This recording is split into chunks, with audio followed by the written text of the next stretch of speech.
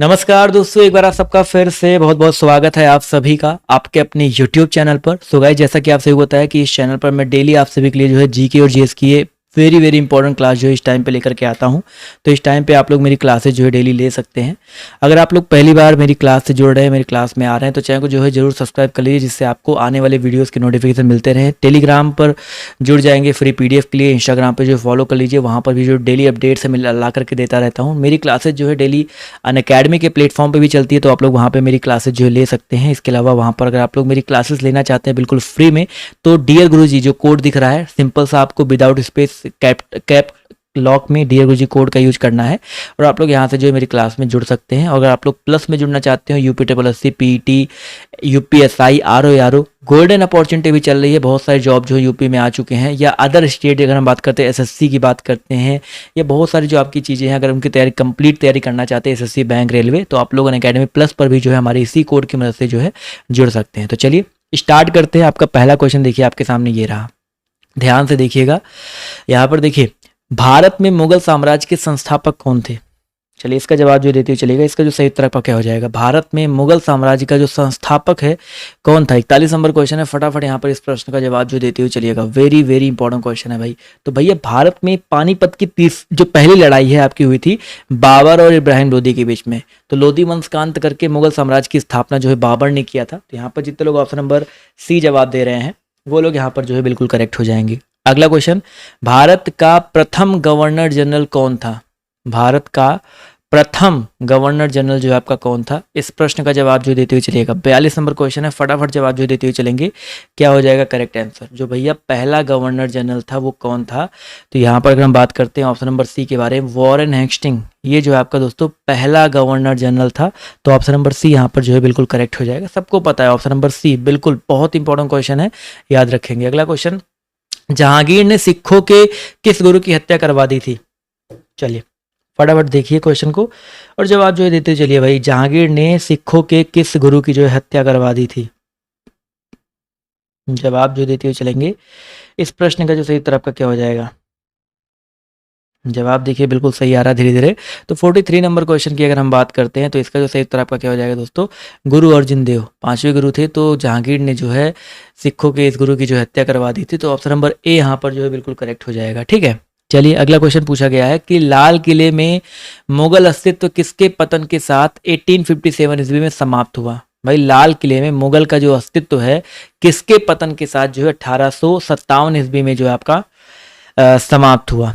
44 number question है। सभी लोग यहाँ पर जवाब जो देते हैं। भाई, मुगल साम्राज्य का अंतिम शासक कौन था? कई बार आपको ये बताया गया है ना, तो भैया इसमें गलत करने की कोई गुंजाइश नहीं बनती। बहादुर शाह जफर, ये जो है मुगल काल का जो है अंतिम शासक था। तो यहाँ पर जितने लोग ऑप्शन नंबर D जवाब दे रहे हैं, वो लोग यहाँ पर जो है बिल्कुल करेक्ट हो जाएंगे। ठीक है, अगला क्वेश्चन देखिए आपसे यहाँ पर क्या पूछा गया है। चलिए अगला पॉइंट ध्यान से देखिएगा। 1764 ईस्वी में बक्सर के युद्ध में अंग्रेजों ने किसको पराजित किया? 1764 ईस्वी में बक्सर के युद्ध में अंग्रेजों ने जो है किसको पराजित किया था? चलिए इस प्रश्न का जवाब जो है फटाफट देते हुए चलेंगे भाई।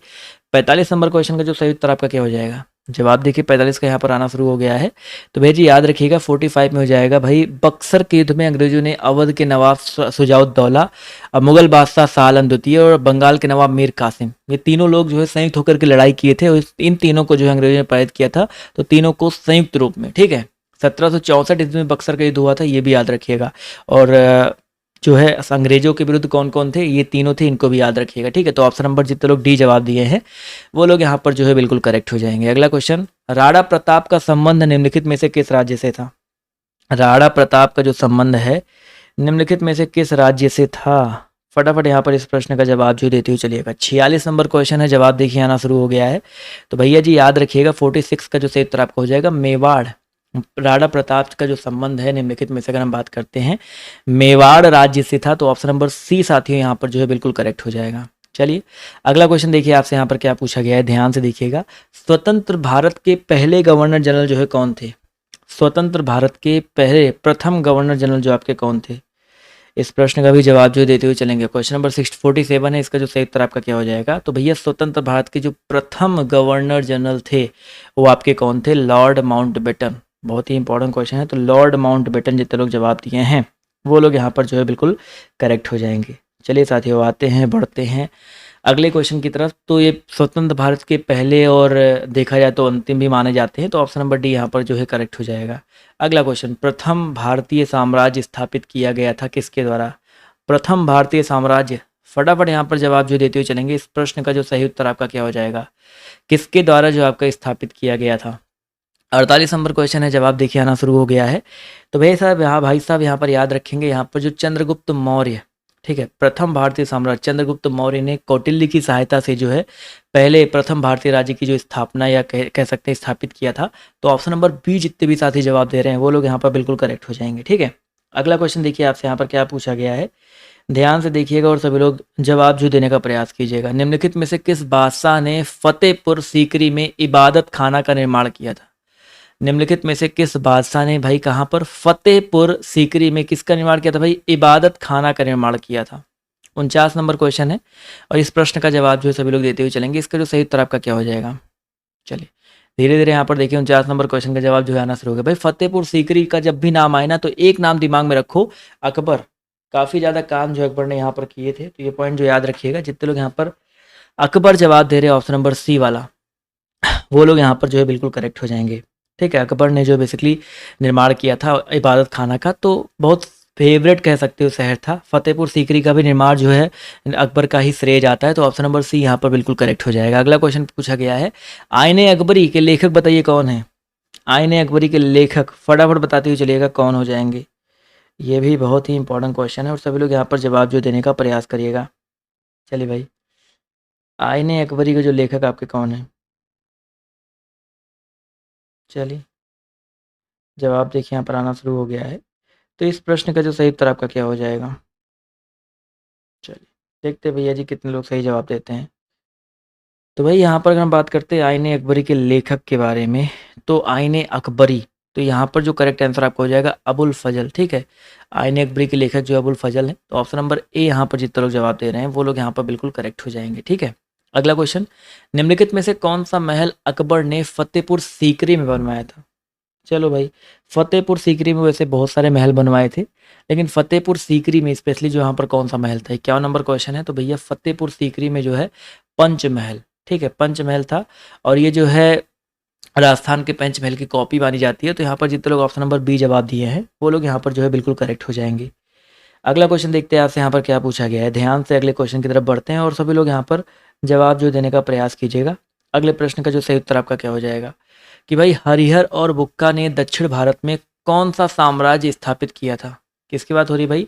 हरिहर और बुक्का ने दक्षिण भारत में जो है कौन सा साम्राज्य स्थापित किया था? 52 नंबर क्वेश्चन है, सभी लोग यहाँ पर बताते हुए चलिएगा। तो भाई हरिहर और बुक्का की अगर हम बात करते हैं तो विजयनगर साम्राज्य, कई बार आपके पेपर में जो है पूछा जा चुका है, कई बार मैं आपको बता भी चुका हूँ भाई। विजयनगर साम्राज्य की स्थापना जो है किसके द्वारा की गई थी? हरिहर और बुक्का। एक क्वेश्चन आपके पेपर में ये बनता है भाई, विजयनगर साम्राज्य का जो सबसे प्रसिद्ध शासक जो है कौन था? कल मैंने आपको पढ़ाया था, ठीक है, कृष्णदेव राय की अगर हम बात करते हैं तो भैया विजयनगर साम्राज्य के सबसे प्रसिद्ध शासक जो आपके माने जाते हैं। ठीक है, चलिए 1336 ईस्वी में जो है इसकी स्थापना हुई थी और हरिहर और बुक्का ने किया था, ये पॉइंट जो याद रखिएगा। चलिए अगला क्वेश्चन देखते हैं आपसे यहाँ पर क्या पूछा गया है, ध्यान से देखिएगा। पहला गुप्त शासक जो है कौन था? ये तो सबको पता होगा भाई, पहला गुप्त शासक। आसान क्वेश्चन है, ये मत सोचिएगा भाई बहुत टफ क्वेश्चन है, बट इसी तरीके के क्वेश्चन आपके पेपर में आते हैं भाई। तो पहला गुप्त शासक जो है किसको? श्रीगुप्त जी को माना जाता है। तो जितने लोग यहाँ पर ऑप्शन नंबर ए जवाब दे रहे हैं श्रीगुप्त, वो लोग यहाँ पर जो है बिल्कुल करेक्ट हो जाएंगे। क्लियर है? अगला क्वेश्चन देखिए आपसे यहाँ पर क्या पूछा गया है, हीनयान व महायान संप्रदायों का जन्म निम्नलिखित में से किसमें हुआ? हीनयान की बात करते और महायान की बात करते, इन संप्रदायों का जो जन्म है निम्नलिखित में से किसमें हुआ? 55 नंबर क्वेश्चन है, सभी लोग इस प्रश्न का जवाब जो है देते हुए चलिएगा। इसका जो सही उत्तर है आपका क्या हो जाएगा? जवाब देखिए यहाँ पर धीरे धीरे आना शुरू हो गया भाई। हीनयान की बात करें और महायान की बात करते हैं तो इन संप्रदायों का जो जन्म है बेसिकली किसमें हुआ था? तो प्रथम बौद्ध संगीति, द्वितीय या तृतीय चतुर्थ? तो भैया प्रथम में हुआ था या नहीं हुआ था? नहीं हुआ था। चतुर्थ वाले में जो है आपका हीनयान संप्रदान, हीनयान महायान दो संप्रदायों में लोग बट गए थे। तो यहाँ पर जितने लोग ऑप्शन नंबर डी जवाब दे रहे हैं चतुर्थ बौद्ध संगीति, वो लोग यहाँ पर जो है बिल्कुल करेक्ट हो जाएंगे। ठीक है, बहुत ही इंपॉर्टेंट क्वेश्चन है, तो यहाँ पर इन सारी चीज़ों को जो है याद रखिएगा, क्योंकि आपके पेपर में यहाँ से जो है ये जो बौद्ध संगीतियाँ हुई थी ना, यहाँ से जो है बहुत सारे पेपर में आपके पेपर में आता है भाई। जैसे पहली बौद्ध संगीति का आयोजन कहाँ हुआ था, ये चतुर्थ यहाँ पर देखिए आया है, इनका जो आयोजन कहाँ पे हुआ था, तो इसका जो आयोजन श्रीलंका में हुआ था। ठीक है, पहली ईसा पूर्व में जो श्रीलंका में हुआ था, और ये पेपर में कई बार आपके पेपर में आता है। ठीक है, चलिए अगला क्वेश्चन देखिए आपसे यहाँ पर क्या पूछा गया है। चलिए अगला क्वेश्चन पूछा गया है, निम्नलिखित में से किस मुगल बादशाह के काल को चित्रकला का स्वर्ण युग कहा जाता है। क्वेश्चन नंबर आपके यहाँ पर 56 दिया गया है, चित्रकला का स्वर्ण युग, सबसे आसान प्रश्न कह सकते हो अभी तक का। तो ये चित्रकला का जो स्वर्ण युग है किसको कहा जाता है। चलिए तो याद रखिए दोस्तों यहाँ पर जहांगीर को। ठीक है, जहांगीर के काल को जो चित्रकला के बहुत बड़े प्रेमी जो है आपके माने जाते हैं, तो ये पॉइंट जो याद रखिएगा। चलिए बहुत ही अच्छी बात है। पिछले वाले क्वेश्चन में सर जी थोड़ा सा लोगों को डाउट है, चतुर्थ बौद्ध संगीति। देखो चतुर्थ बौद्ध संगीति वाला जो दिक्कत लोगों को पड़ रहा है, इसके बारे में आपको डिटेल बताया हूँ, परेशान मत होइए। चतुर्थ बौद्ध संगीति जो है कनिष्क के शासनकाल में होता है, मैंने आपको बता रखा है। ठीक है, तो परेशान बिल्कुल मत होइएगा। ठीक है, चलिए भाई, बौद्ध संगीति, प्रथम बौद्ध संगीति कहाँ पे हुआ था। देखो प्रथम बौद्ध, चलो चलिए क्लियर कर लेते हैं। प्रथम बौद्ध संगीति मैंने कई बार आपको बता रखा है, कब हुआ था भाई, 483 ईसा पूर्व हुआ था। ठीक है, 4 ईसा पूर्व याद रखिएगा।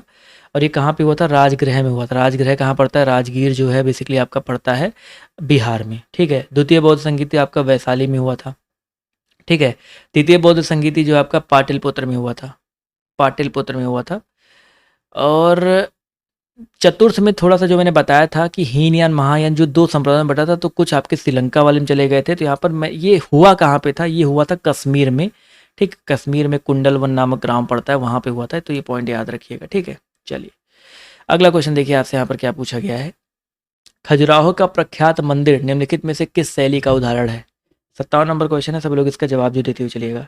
खजुराहो का जो प्रख्यात मंदिर है निम्नलिखित में से किस शैली का उदाहरण है।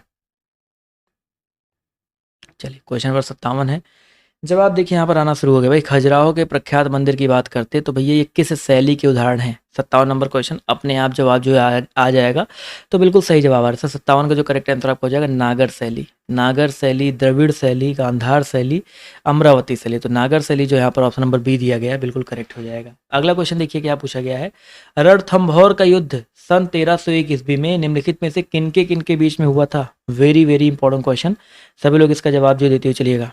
किसका युद्ध पूछा गया भाई आपके यहाँ पर, रणथंभौर। बहुत इंपॉर्टेंट का क्वेश्चन आपके यहाँ पर जो है पूछा गया है। काफ़ी सारे लोग यहाँ पर देखे यार, सभी लोग जवाब जो देने का प्रयास किया करो भाई। तो भाई 1301 ईस्वी में हुआ था, ये तो क्लियर हो गया। ठीक है, ये जो है बेसिकली आपका किन के बीच में हुआ था, तो यहाँ पर जो करेक्ट आंसर आपका हो जाएगा अलाउद्दीन खिलजी और हमीर। ठीक है, अलाउद्दीन खिलजी के बीच में हुआ था और हमीर के बीच में हुआ था। तो ऑप्शन नंबर बी जितने लोग जवाब दे रहे हैं वो लोग यहाँ पर जो है बिल्कुल करेक्ट हो जाएंगे। चलिए देखिए, रणथंभौर के कई सारे युद्ध हुए थे, अब यहाँ पर साफ साफ इसलिए 1301 लिख दिया है। ठीक है, वैसे तो अगर हम बात करते हैं क्या बोलते हैं 1301 ईस्वी में जो हुआ था, इसके अलावा जो है 1527 ईस्वी में भी हो चुका है। ठीक है, जिसमें राजपूत और बहुत सारे लोग आए थे, तो अलग अलग चीज़ें हैं। यहाँ पर अगला क्वेश्चन पूछा गया है, उपनिवेश काल में पहली सहायक संधि जो है निम्नलिखित में से की गई थी। पूछा गया है उपनिवेश काल में जो पहली सहायक संधि है वो निम्नलिखित में से किसके साथ की गई थी। क्वेश्चन नंबर आपका 59 दिया गया और सभी लोग यहाँ पर जवाब जो देने का प्रयास करेंगे। 59 का जो सही उत्तर आपका क्या हो जाएगा, जवाब देखिए 59 का यहाँ पर आना शुरू हो गया है।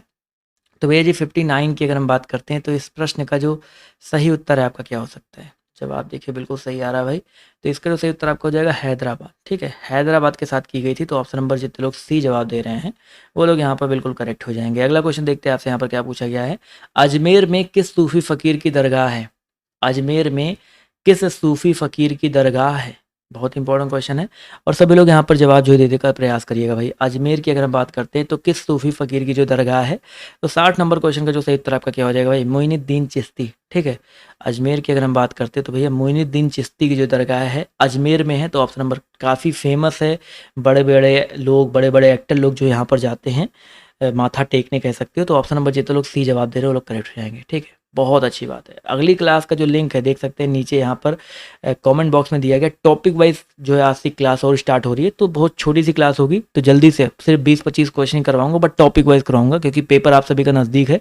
तो जल्दी से आप लोग उस वाली क्लास में आ जाइए, ठीक है। तो आप लोग फटाफट उस वाली क्लास में आइए। तो अभी के लिए इस वीडियो में सिर्फ इतना ही। लिंक कहाँ मिलेगा? नीचे कॉमेंट बॉक्स में, डिस्क्रिप्शन बॉक्स में, दोनों जगह दिया गया है। तो आप लोग क्लिक करके अगली वाली क्लास में जो है आ जाइए। तो आज की इस वीडियो में सिर्फ इतना ही। अभी के लिए बाय बाय, टेक केयर, जय हिंद, जय भारत। मिलते हैं आप सभी से नेक्स्ट वीडियो में। धन्यवाद, और जल्दी से आप लोग अगली क्लास में आ जाइए। तो अभी के लिए धन्यवाद।